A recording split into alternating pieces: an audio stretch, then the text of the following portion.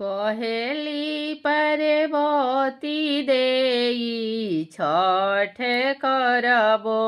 छठी के व्रत करबो छठी के व्रत करबो खोजेली निर्मल घाट घाट घाट वड़वारो के बटिया सिपहियारो के बटिया सिपहियारो के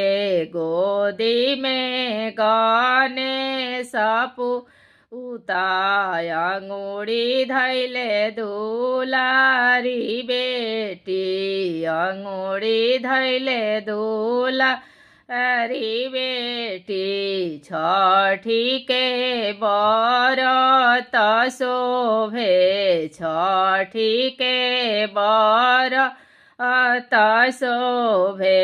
कहेली पार्वती देई छठ करबो छठी के व्रत करबो छठी के